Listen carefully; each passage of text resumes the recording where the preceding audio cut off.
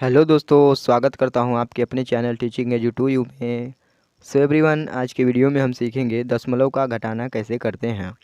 दोस्तों, यह घटाना उन स्टूडेंट के लिए है जिन्हें एकदम घटाना नहीं आता है, क्योंकि यह बहुत बेसिक घटाना हम सीखेंगे।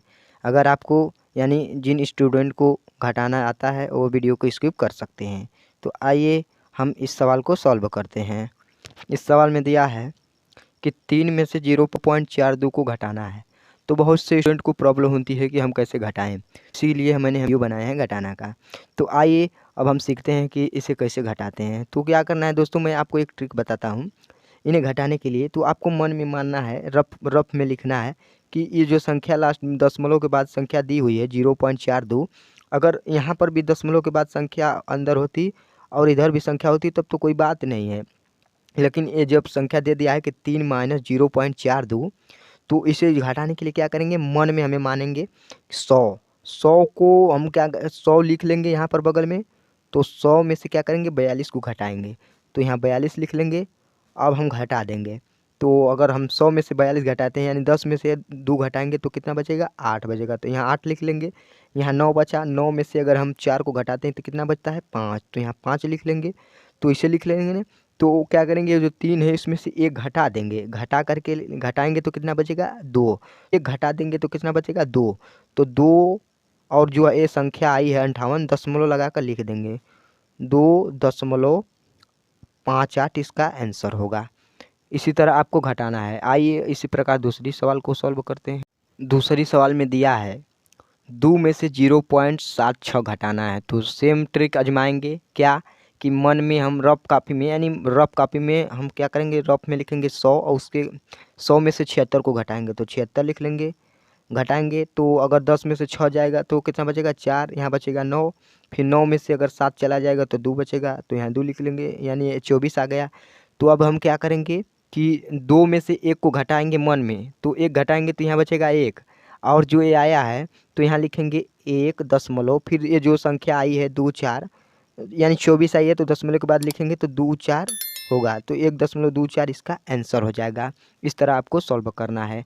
आइए तीसरा क्वेश्चन को सॉल्व करते हैं। इस क्वेश्चन में दिया है 5 माइनस 0.78। तो इसे घटाने के लिए वही ट्रिक आजमाएंगे क्या, कि मन में हम 100 मानेंगे यानी रफ कॉपी में 100 लिखेंगे। उसके बाद 78 घटाएंगे तो 78 लिख लेते हैं।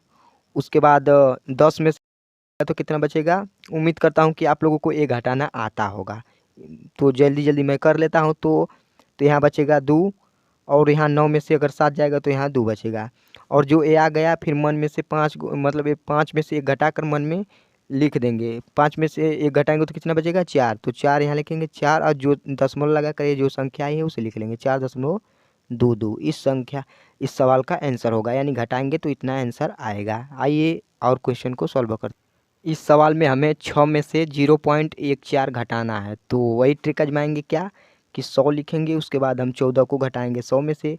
तो यहाँ बचेगा 6, और यहाँ बचेगा 9 में से अगर 1 जाएगा तो 8 बचेगा, यानी 86 बचेगा। और इसके बाद क्या करेंगे, 6 में से 1 घटाएंगे तो कितना बचेगा, 5। तो यहाँ 5 लिखेंगे और दशमलव लगाकर 8 6 लिख देंगे। यही इसका आंसर होगा। आइए इसी प्रकार अब हम पाँचवा क्वेश्चन को सॉल्व करते हैं। इस क्वेश्चन में हमें 7 में से 0.56 घटाना है। तो वही ट्रिक आजमाएंगे क्या, कि 100 लिखेंगे। उसके बाद 56 घटाएंगे तो 56 घटा देंगे। तो अगर 10 में से हम 6 घटाएंगे तो कितना बचेगा, 4 बचेगा। यहाँ क्या बचेगा, 9 बचेगा। 9 में से 5 जाएगा तो कितना बचेगा, 4।